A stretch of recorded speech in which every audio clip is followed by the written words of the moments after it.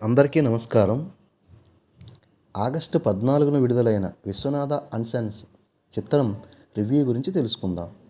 నటీనటులు సూర్య, మమితా బైజు, రాధిక, రవీనా టండన్, నాజర్ తదితరులు. సంగీతం జీవి ప్రకాష్ కుమార్.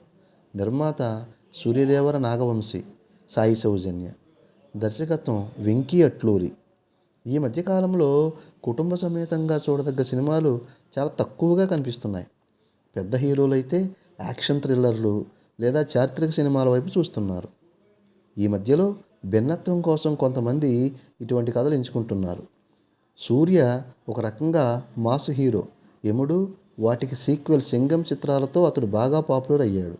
ఈ మధ్య కొత్తగా వచ్చిన దర్శకులు కుటుంబ కథలను ఎంచుకుంటున్న నేపథ్యంలో మళ్ళీ కుటుంబ కథా చిత్రాలకు ప్రాధాన్యత పెరిగింది. దర్శకుడు గత చిత్రాలు చాలా మంచి ట్రాక్ రికార్డును కలిగి ఉన్నాయి. కుటుంబ పరంగా అందరూ కలిసి చూసే సినిమాలనే రూపొందించాడు.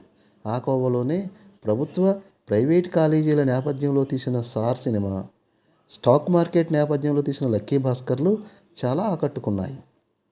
అసలు లక్కీ భాస్కర్ సినిమాలో ప్రతి ఫ్రేము ఎంతో అద్భుతంగా మలిచాడు దర్శకుడు.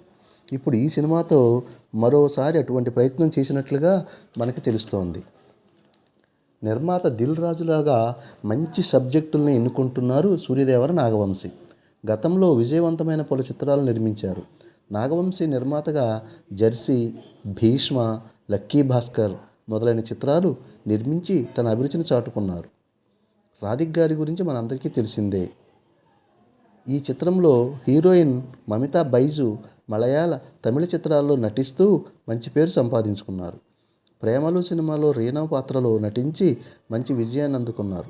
ఇటీవల వచ్చిన జననాయకుడు సినిమాలో కూడా నటించి మెప్పించారు.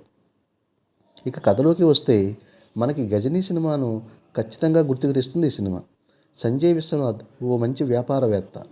క్రీడలలో మంచి అభిరుచి ఉండటంతో ఒలింపిక్స్లో షూటింగ్ విభాగంలో పాల్గొని గోల్డ్ మెడల్ సాధిస్తాడు. చిన్నతనంలో తనకు కలిగిన అనుభవాల ద్వారా పెళ్లి చేసుకోవడానికి అసలు ఇష్టపడాడు. తన తండ్రి మరో ఆమెను పెళ్లి చేసుకోవడం కూడా ఇతడి మనసులో బలమైన ముద్ర వేసి ఉంది. అందువల్ల పెళ్లి వద్దనుకుంటాడు. తన తల్లి నిర్మల, రాధిక అన్నమాట, ఎంత చెప్పినా పెళ్లి చేసుకోవడానికి ఇష్టపడాడు. వయసు 40 సంవత్సరాలు దాటేస్తుంది. ఇక తన వంశం ఇంతటితో ఆగిపోతుందేమో అని వాళ్ళ అమ్మగారి భయం. చివరికి హీరో పెళ్లి చేసుకోవడానికి ఇష్టపడకపోయినా ఒక డాక్టర్ సలహాతో అమెరికా వెళ్ళి సరోగసీ ద్వారా ఒక బిడ్డను కని ఆ బిడ్డతో పాటు భారతదేశానికి తిరిగి వస్తాడు. ఆ తర్వాత కొన్నాళ్లకు ఆ చిన్ని బాబుకు ఓ అరుదైన వ్యాధి వస్తుంది. బోన్ మ్యారో ట్రాన్స్ప్లాంటేషన్ అవసరం అవుతుంది. అమెరికా వెళ్ళి సరోగసి మదర్ అయిన మ్యాడీని, అంటే హీరోయిన్ మమితా బైజును కలుసుకుని తనతో పాటు భారత్ తీసుకొస్తాడు.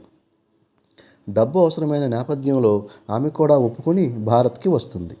సర్జరీ అనంతరం ఆమె తిరిగి అమెరికా ఖచ్చితంగా వెళ్ళిపోవాలని షరతు మీదే తీసుకొస్తాడు హీరో.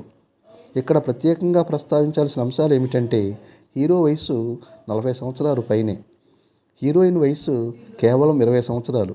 వాళ్ళిద్దరికీ 20 సంవత్సరాల గ్యాప్ ఉంటుంది. ఆమె ఇండియా వచ్చిన తర్వాత హీరో మంచితనం చూసి అతడిని ప్రేమిస్తుంది. అయితే హీరో ఆమె ప్రేమను తిరస్కరిస్తాడు.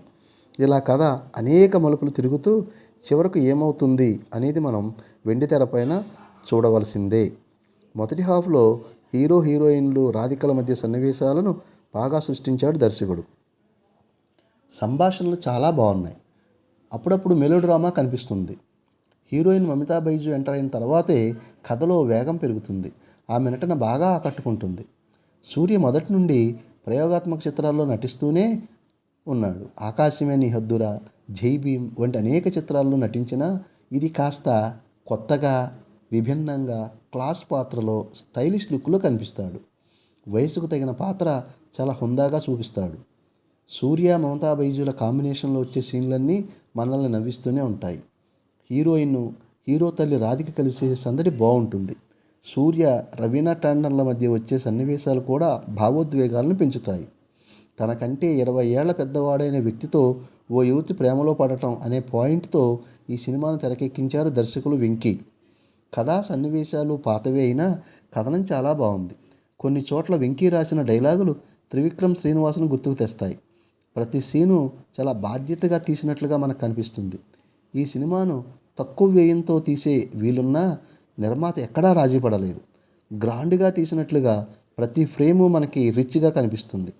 ద్వితీయార్థంలో కొన్ని సన్నివేశాలు సినిమాను సాగతీసినట్లుగా అనిపించినా కథనం బాగుండటంతో ఎక్కడా ప్రేక్షకుడికి విసుగురాదు.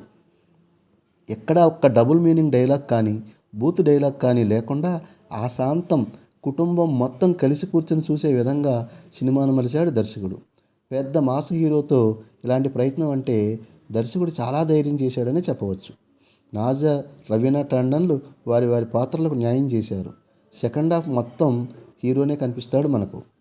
సంగీతం GV Prakash Kumar. Background music score చాలా బాగుంది. పాటలు ఫైట్లు తక్కువే అయినప్పటికీ ఉన్నంతలో బాగా చేశాడు సంగీత దర్శకుడు. సూర్య, మమతా బైజు, రాధికల నటన ఈ సినిమాకి పెద్ద ప్లస్. హాస్యము, భావోద్వేగాలు కూడా బాగా పండించారు.